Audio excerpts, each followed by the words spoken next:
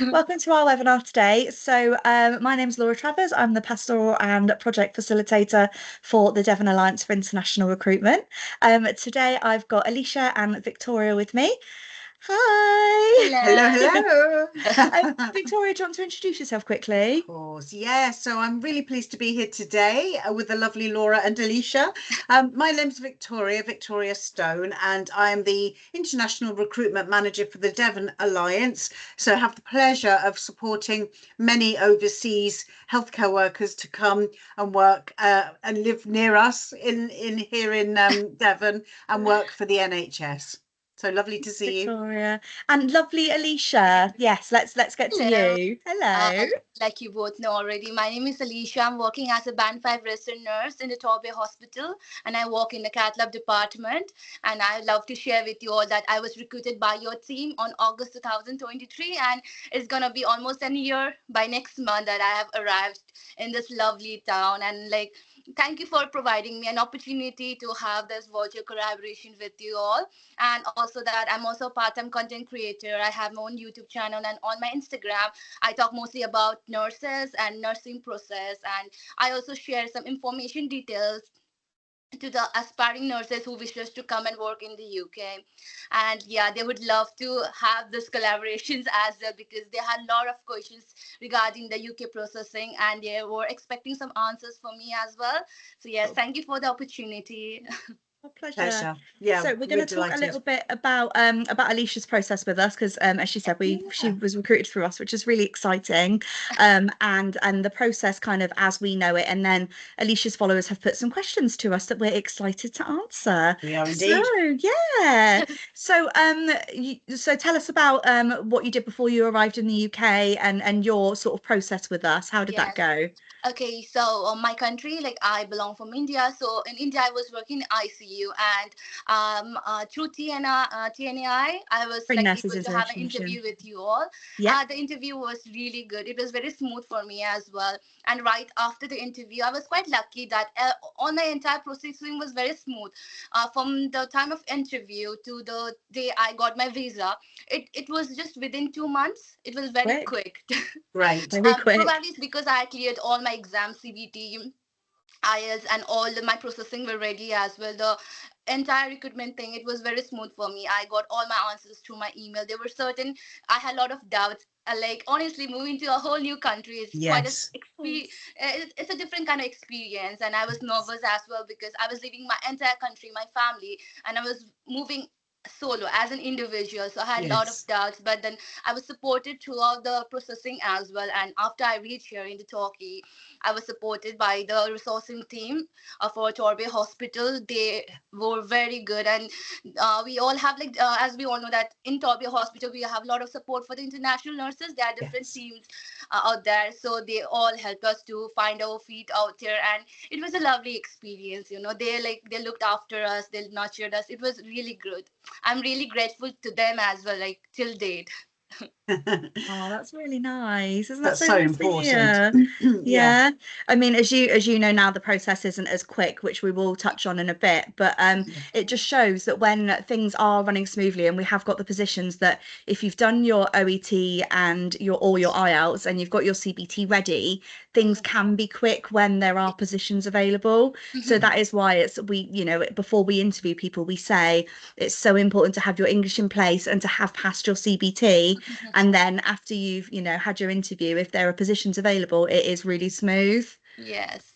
Yeah, that's true. Cool. So you came to Torquay. It's quite far from London, isn't it? So how did you realize that it would be quite far from London? Yes, actually I had researched before moving out here, so I was quite expecting the distance to be quite far, but then I had researched more overall about the town as well, and I had checked out there. It seemed a pretty little town, and up to my expectation, it was good. People out here, they are really polite, they are really friendly. It's just a very lovely neighborhood out there. Like, I'm really happy out here. Oh, that's great. It's interesting because the area we're in, which is an area called Devon, down in the southwest of the country of England. Yes, it's probably, I would say, about 3 hours away from London by train, for example. So it's important to know that. But within our region, we have a couple of cities, don't we, Laura? Which and you may have visited them actually, Alicia. But we have Exeter and we have Plymouth, both of which have, you know, big hospitals and represent cities, but they're small cities. They're not as big as London or perhaps, you know, so they're quite manageable, nice cities to live in.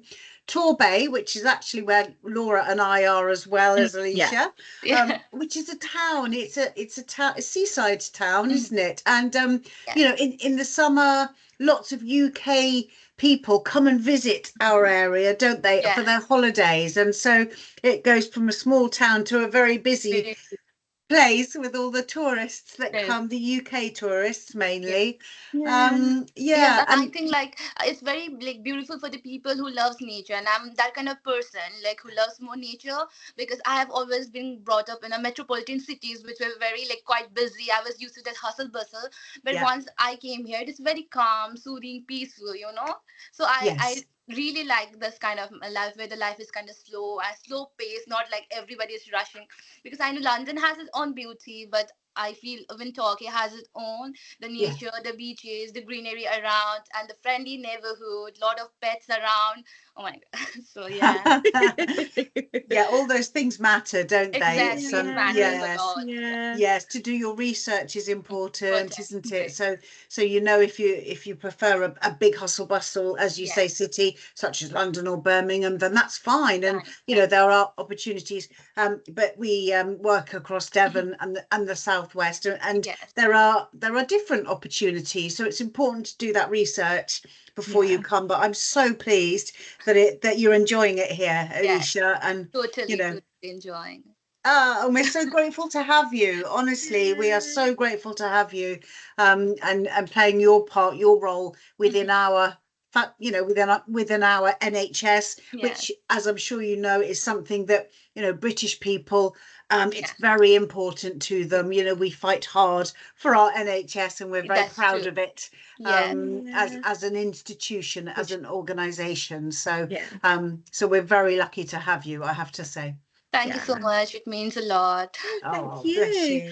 Victoria, before we dive into the questions that Alicia's got from her followers, do you want to just talk a little bit about international recruitment with us at the moment and what's happening right now? Absolutely. Yes, it's important because for the past couple of years, there has been a large amount of international recruitment. So we were recruiting regularly, sort of quite large cohorts of overseas nurses to all of our Devon hospitals. And then what's happened is we've got a couple of changes within the UK. So we've got a new government who's only just been in for the past week or so, who we hope will do great things for the NHS, but they're very new, and there's been like a pause with international recruitment because the 2 years before that it was like a big project to try and recruit nurses, you know, and then the project kind of came to an end, if I'm honest. We know that there are still vacancies, and we still need overseas nurses very much for the NHS, but it's a big organisation, the NHS, and it's taking time for them to be able to work out and provide us with the actual numbers of nurses that are needed. So we're waiting at the moment, aren't we, Laura? But we're waiting with the knowledge that there will be vacancies. It's just a question of the NHS working out what they call its workforce plan. So seeing where those vacancies are, and then communicating that to us. So Yeah. we pray every day that we're going to have the update with the good news. with the numbers, don't we? Yeah, I mean, we went to that meeting, didn't we, about a month or so ago with the Home Office. Yes. And they said that international recruitment and international healthcare professionals are very much part of the NHS workforce plan for at least the next 5 to 10 years. So we know that it's not going anywhere. We're just waiting for them to step it back up again. So that's kind of where we are at the moment. And I know that will lead into some of the questions that have come from your followers. So we will say this when we answer the questions, but we really want to echo is don't give up hope. You know, we don't know when it's going to start again, but we hope that we will sort of know something, you know, after the summer, more towards September, October time. We know that it, you know, the winter happens and the pressures start again. So we're hoping that we will know kind of after the summer. But we would just say to the people that are waiting, just keep your documents up to date, you know, make sure your OET and your IELTS is up to date, you know, make sure your CBT is in date, because once we've got the go ahead and we start contacting people, you'll need to have all of your paperwork up to date, ready to go. So just like you did when you passed your interview, to make it happen quickly, because if it's not up to date, then you know we're going to have to you're going to have to wait for you to get it up to date, and you may miss a cohort if that is the case. So yeah, that's kind of what we would say. Yes, thank you. I'll just let all my people waiting out there know as well. It's okay. So ask away your questions. We're here for you. I have like a few list of questions. I mean, like there were like hundreds of questions, but I shortlisted and I thought the questions which are most important according to the priority basis. So I just formed a PDF out of that. Of course. Fabulous. Very organized. So like I keep getting a lot of DMs from the countries, ambulance countries, those are from Nepal and Pakistan. So they are like really keen to know whether NHS they would hire them as an international nurses. So what are your take on this? Right, so we have to be very, very clear with our advice on this particular question. So any nurses who are currently working in a country that the World Health Organization has deemed has decided is red or amber, unfortunately, and it does break our hearts, please believe us, unfortunately, the Devon Alliance, so our team, is not able to support with the recruitment of nurses, unfortunately, from amber or red countries. We can only deal with nurses who are currently working in what are termed green list countries. Obviously, that includes India, the Middle East, the Philippines, etc. So yes, it's very difficult for us, but we have to abide by the World Health Organization's regulations there, and we're very strict on that. Individuals from red or amber list countries can apply directly to NHS hospitals where that hospital has a vacancy that it says is, you know, open to international applicants. So direct recruitment can happen, but it cannot happen through any third party, and we are a third party, although we're the NHS. So I hope that's clear. And so even so, if they apply directly through any like NHS job website, so would they be sponsored, or they need to carry the cost of their entire processing? No, I was going to say we would hope that the hospital would, you know, ethically recruit these healthcare professionals as they should. So the hospital should cover the costs.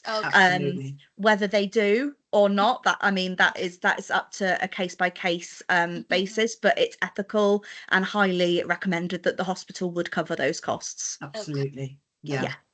I think every hospital, hospital in the UK will have done, will have recruited nurses internationally in the past couple of years. So they should be very knowledgeable about, you know, what the nurses, how best to support international recruits, and we would expect those costs to be covered.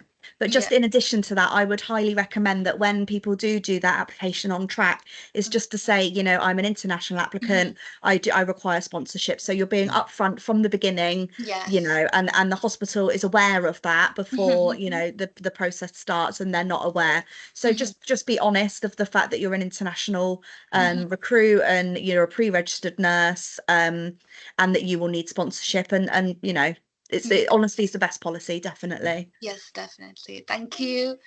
So moving to the next question, as like there are a lot of questions from the freshers as well. They are asking whether the NHS they require any certain amount of experience time.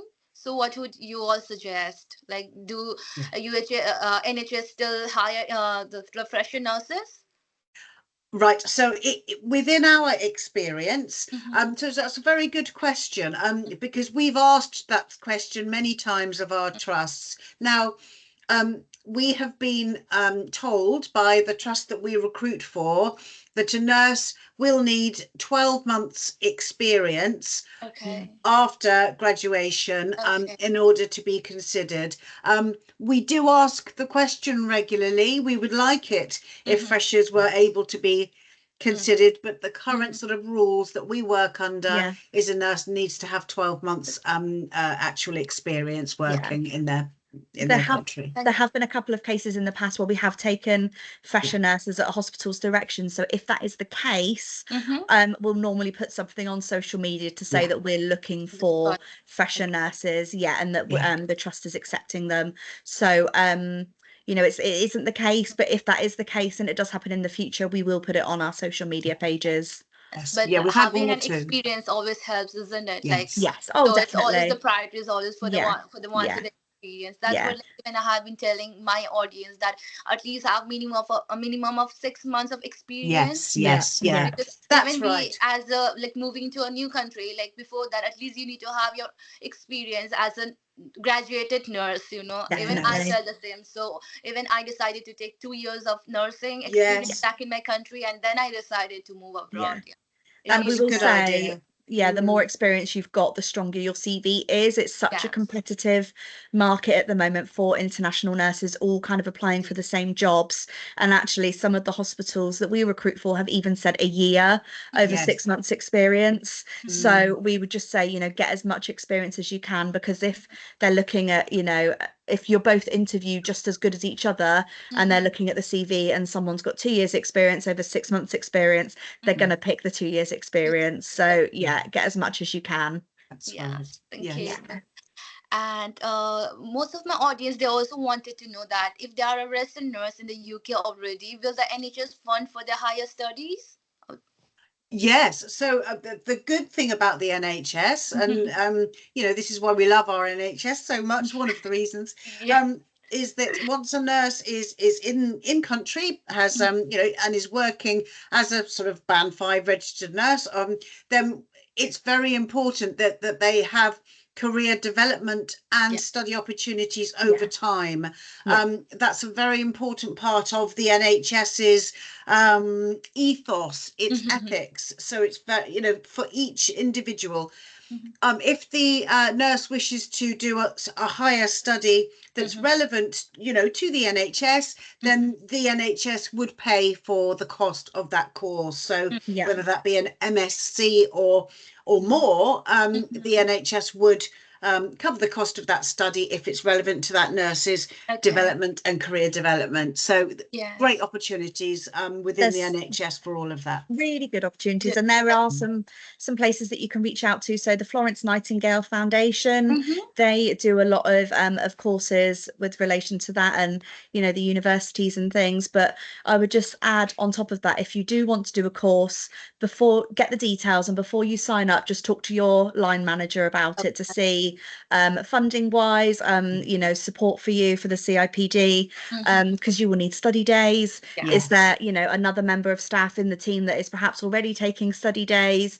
They might say, can you do it in 3 months, or can you just wait because person X that works on the ward.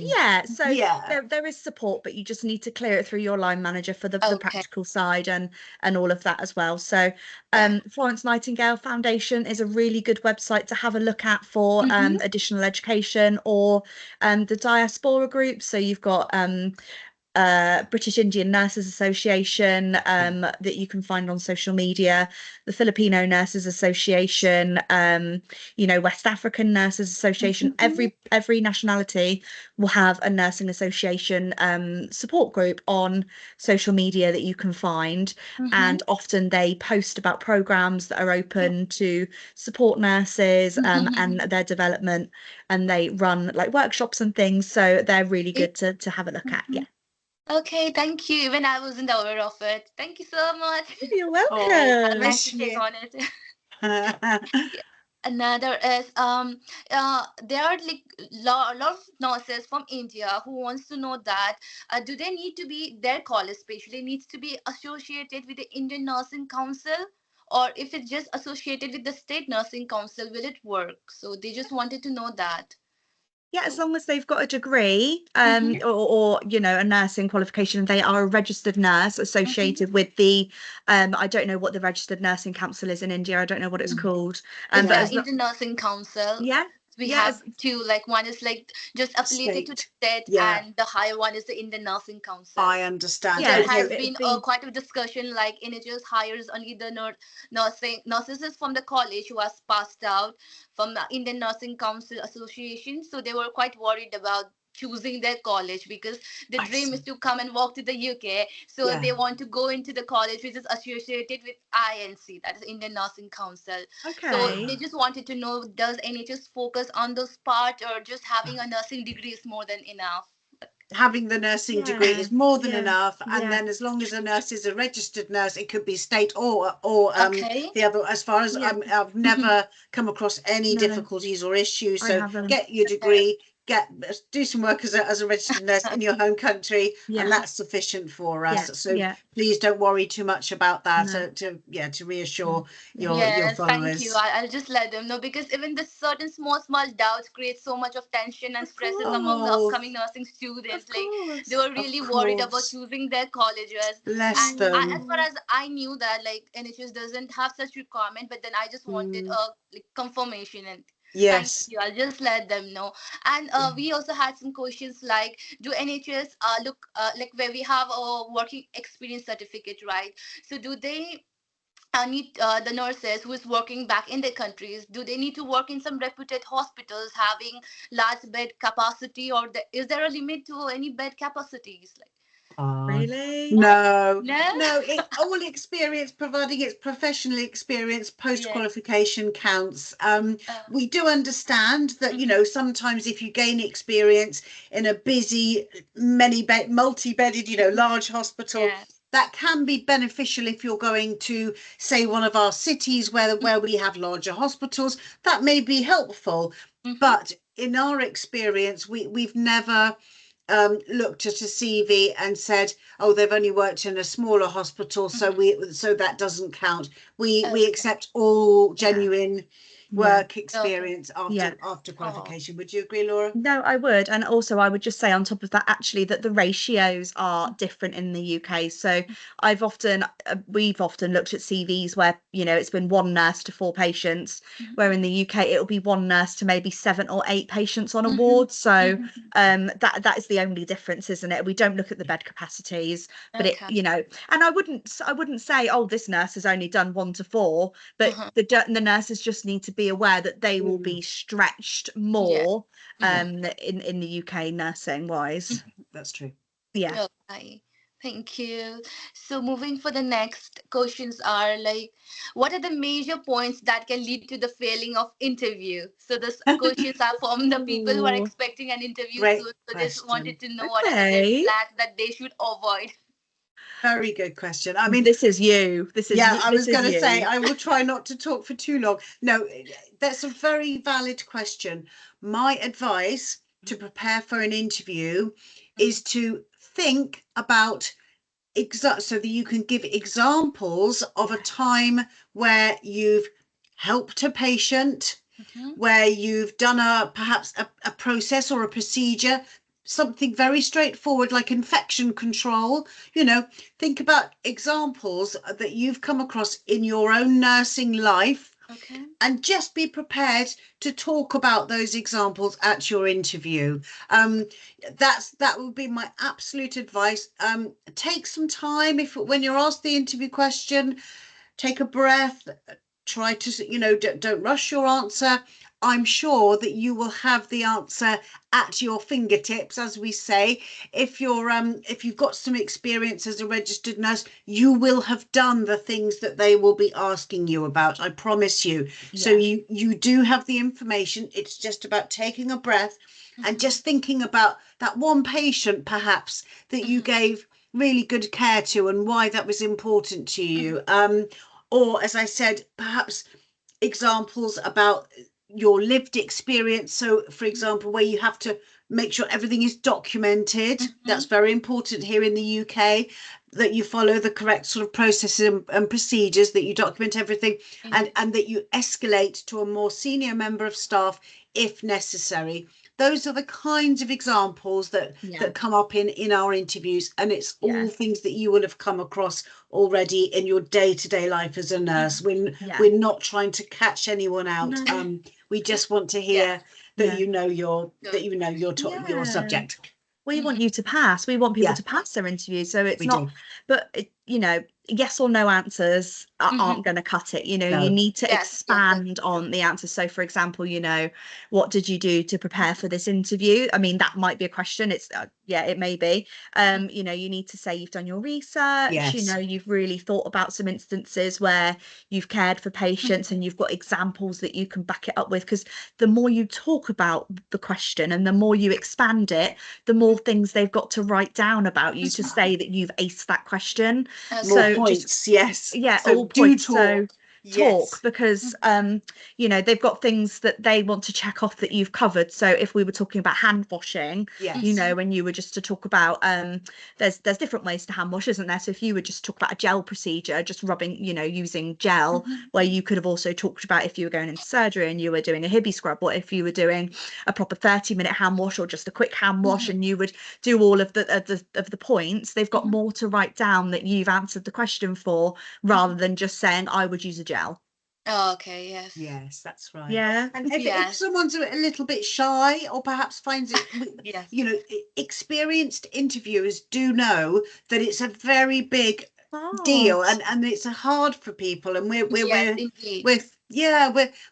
full of admiration for people who are prepared to come on and have an interview, with clinical staff at this end, and in a language that's perhaps not their first language. We are full of admiration.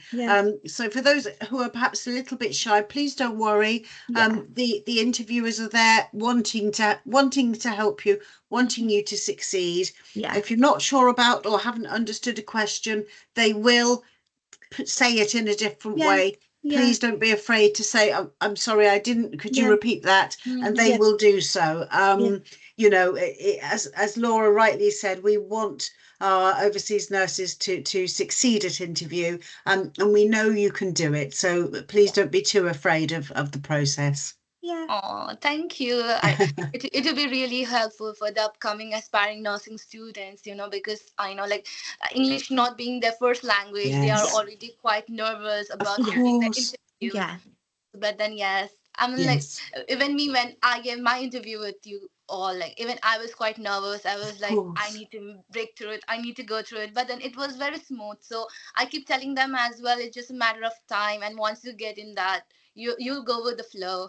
That's right. Hopefully you can relax a little bit when you know the people that are interviewing you are friendly and they're on your side. So so please don't worry too much. And we do understand how difficult it is to be sitting there doing an interview. So they our interviewers are well trained, and they have they're there for you. They would reach out if they could and hug you. They would. And as a registered nurse, you should find the questions that we ask easy, because they're straightforward. They're written by registered nurses for registered nurses. It's not going to be if you've got 100 ml of this and you add this, it's nothing crazy. It's as a registered nurse you would know those answers. So it's just calming yourself, That's right. collecting yourself. If you don't understand, we've written them in a way, they're quite the questions that it's very easy to understand. There's not complicated words in there. It's all written so the nurses will understand. But if there's any problems, as Victoria said, then they'll rephrase the question. They'll try and get the best out of you. They're patient. So yeah. Yeah, absolutely. Yes, a day in the life. Think about a day in the life of a registered nurse. What do you do from sort of when you start your shift, and what sort of big steps do you have during the day? That's something to think about. What processes do you come across? Medication rounds, that kind of thing. Right through documentation to handover at the end of the shift, for example. Just thinking through what you would normally do in your working day, and those answers will come for you at interview. Yes. Thank you. Thank Also, you. talking about the experiences, a lot of my audiences, there are nursing teachers, as known as educators back in my country. So they were wondering, in case if they have 5 to 10 years of teaching experiences, would that be taken into consideration as an experience, or do the NHS want a proper clinical experience and not the teaching experience?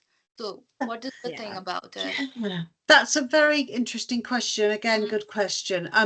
We have recruited nurses who are now clinical tutors with perhaps 2 to 3 years experience of clinical tutoring, so therefore not hands-on nursing. I know we've recruited a number of nurses with that kind of experience.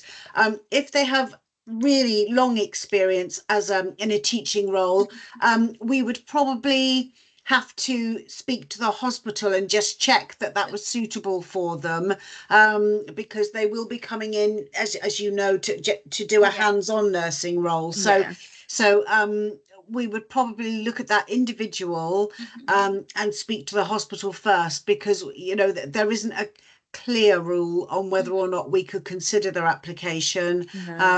Is there, Laura? I mean, a couple of years, we've definitely placed nurses, but if it's really significant length of time, I'm not sure. We'd have to look at it. I think in the past, because we were recruiting at such volume, that's right, that it was easier to place a nurse like that. I think these days I've had nurses in the past that do half of their week as a clinical tutor and then half of their week hands-on the ward, which I think is a kind of a good way to do it, if they were still to have a day a week, say, working on a ward to kind of keep their fingers in. But you've also got to remember that the OSCE, which you will do within the first couple of months of arriving, is very clinically sort of based. So and you're going to be working on a ward, so if you've been off the ward for so long, you're really going to struggle. It all depends on the person and the jobs that we've kind of got going on at the moment, but I would say right now, as we don't have an abundance of roles, so that nurse isn't going to be the first pick. I agree with you. We have to be honest, don't we, about these things, and much as we would love to have it help everybody, recent hands-on experience on a ward is generally what our hospitals would prefer. Thank you. Also, there were certain questions, if a candidate has done masters in nursing back in their own respective countries, would that add any kind of value coming to the NHS, or do they need to start from the band 5 nurses as an international nurse? So that's also very major questions. Good question. We do recognise that we have nurses that we've brought over with, as you rightly say, masters in nursing, etc. So the vast majority, most of our nursing recruitment has been into band 5 sort of positions. We do take into account previous experience, so length of experience. So perhaps a nurse with a master's in nursing who's got who's worked on a ward as well for 4 years or something, they may come in at the middle of band 5, for example, so they may be paid slightly more. But that depends on their length of actual hands-on experience, not so much their education. However, once the nurse is in the UK, I think it's important that the nurse with their line manager and with their team, you know, if the line manager knows that nurse has done their MSc in nursing, their conversations around what their career development will be could be different. So it could be that they get into senior nursing positions Okay. possibly more quickly because they are more qualified, but they would have to sort of start at the band 5, and then it would be about their career development and progression conversations that the masters might come into play. Because they will still need to get their PIN just like everybody else, you know, to be a registered nurse in the UK. So it is best to start off on that footing to get that experience, to pass the OSCE, to then launch the career and see what support is available to them. So yeah, totally agree. That's quite fair as well. And there were certain questions as like, do NHS sponsor any nurses with disabilities? So I was receiving quite a DMs about it as well. Like there were certain group of nurses who were like hard of hearing. So they were just wondering whether NHS would consider recruiting them as well. Is there any job scopes for them in the NHS? We would absolutely welcome applications from nurses with disabilities, providing they're able to, you know, do the nursing role. Yes, we would definitely support those applications. And the way it works in the UK is providing, as I say, you do your interview, you can do the role as a hands-on nurse, that's what matters to us, and we make what are called reasonable adjustments to the workplace. So if an individual has a certain disability, then it will be looked at, and we will look at how we can best support the nurse with that disability to succeed in the workplace. So usually very practical changes can be made, but the NHS would it is the responsibility of the NHS to then make those changes to support that nurse. Does that make sense? So yes, we do, and we would recruit nurses with disabilities, absolutely. It's all about them being able to do their role as a band 5 nurse initially. So yeah, great. Yeah, that's really good to hear that, because I was also not sure about it, because I have never encountered that situation, so I was unable to answer it. So I said that like I'll get back to you. So yeah, I can get back to them as well. They might be waiting for the answers. Wonderful. Yes, that's good. Like I have got, like there are still students who already have visa. They are in the UK, so they just wanted to know that like since they are international students in the UK right now, will they still be able to do some part-time jobs in the NHS? Apparently now that there's been some recent changes to the visas, and I'm not an expert on all visas or all of these recent changes, because it's been complicated. However, I was on a meeting just this week actually when with lots of trusts, and the question was asked, can a trust employ somebody who is working in another role or who is studying on a part-time basis? And the answer was yes, if it's up to 20 hours a week. I believe the top amount of hours that they're allowed to employ somebody who's already in the UK on. Yes, that makes sense. It's 20 hours. And they do check it. They do check, so you can't work over. Have to. So up to 20 hours is fine. Okay. So, and how do they need to apply to you all if they want a specific job role? We couldn't do it as a registered nurse because they would need to work full time to be able to pass their OSCE. So they couldn't work for the NHS as a registered nurse for 20 hours if they weren't already a UK pinned nurse. So we could only do that if they were a UK pinned nurse. And then they would have to apply through the hospital's bank system or get in touch with the hospital to ask how to do it, because if they were already a pinned nurse, then they wouldn't need our help. But if they wanted to work 20 hours as a healthcare assistant, they could apply directly to the hospital. So we wouldn't get involved there. We can only help people who want to get a health and care visa to work full time as a healthcare professional in the UK. So yeah. Okay, thank you. That was really All helpful. right. No Yeah. problem. Also, and there are like quite amount of audience who have already given interview in the Devon Alliance as well. Right. So they were just like awaiting, like they have cleared the interviews and they are just waiting for the course. Of So course. like what like you said that as of now there has not been any official announcement. So the intake might take a time, right? So would you like to pass some message to them so that they kind of feel relieved, because there are so many nurses out there who has been waiting for like very long time, so they would love to hear a word from you all, just a word of reassurance. Of course. Yeah. Well, we've both got something to say, so you go first, B, and then I'll say something. You. I mean, we absolutely are aware of our nurses who are waiting so patiently and with such good humour. So thank you.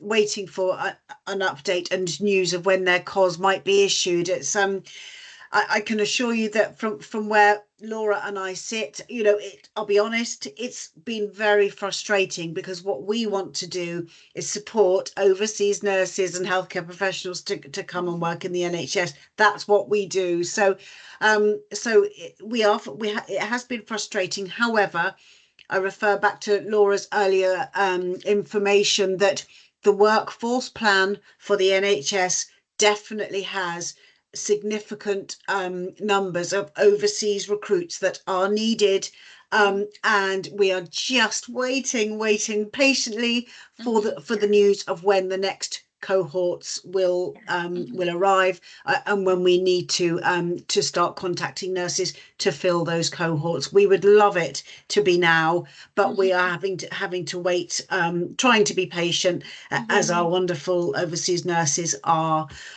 We just want to say a big thank you, and it is, you know, please understand it's difficult for us. We would love to be issuing your COS tomorrow, but we are waiting for an update still. Yeah, totally echo what Victoria says, and we don't like giving bad news, you know. I'm definitely not in this job to give bad news, you know. We like making people happy and making their dreams come true about coming to the UK to be a registered nurse. But you know, we're waiting, and we just really appreciate people waiting patiently, you know, keeping their exams up to date, so when, you know, the gates open and we're ready to issue those COSs, they're ready to go. If, you know, when people are assigned to a cohort, we'll, as soon as we've got those roles for them, we'll get in touch. But if they do want to get in touch with our team, obviously they're welcome to reach out through social media, and I will reply to them. Or if they want to email our team, it's Devon Alliance, all one word, at nhs.net, and Paul and Kerry and the rest of the team will all get back to them and give them an update, and even like look at their application and say, I can see that, you know, this expires soon, just to keep all their documents up to date. You know, that's all we can advise. But we're so grateful, you know, keep the faith. It's not just us, you know, it's happening all through the NHS. And also the other thing that I would say is, you know, if you feel that you want to apply somewhere else, please feel free. You know, you've got no loyalty to stay with us, you know, and as much as we love our candidates, if you know of an opportunity where they're saying, you know, I've got a COS for you tomorrow, please go for that, because we would hate to be the reason that you haven't gone for a job that you know that you really want to go to. So yes, that's right. Yes, thank you. Yes, thank you. It was so lovely to spend some time with you today. It's nice to catch up as well. We had a lovely catch up before. We did. It's before great you to went hear how well live, you're doing in Torbay. That's what we want to be doing. You know, we want to be bringing additional overseas nurses over, and it's been just so lovely to see you, Alicia, I have to say. Thank you. Same here, Victoria, and thank you for addressing all my questions. Pleasure. Honestly, it's a pleasure. Yeah, like it's good to give a lot of clarifications to all the nurses who have been waiting out there, because they needed an answer, and even I wanted to answer them, but then I just needed you know, the solid confirmation, you know. Yeah, It yeah. means a lot. Thank you for Yeah. taking your Great. time out, No, Laura and Victoria. pleasure. Such a Oh, pleasure. if Yeah. you want to do, if you get more questions off the back of this video, Yes. you know, we can do another one in a couple of weeks. Yeah. Obviously you're going to post it. We'll post it as well. We'll put Yeah. all of our links under Yeah. our post so people can get in touch with us. And we're just sort of, you know, waiting now. So We're just hopefully waiting. good Yeah. news in the future. But Yeah. Yeah. Yeah, winter pressures are coming. We're hoping. yeah. Thank you so much for your Thank you. time. It's It's lovely wonderful to to see see you. you. Thank Yes. you so much. Take Take care, my care. darling. Thanks, You too. Alicia. Bye-bye. Bye, Bye. Bye, Laura. everybody. Bye, Bye. Victoria. Bye. Bye.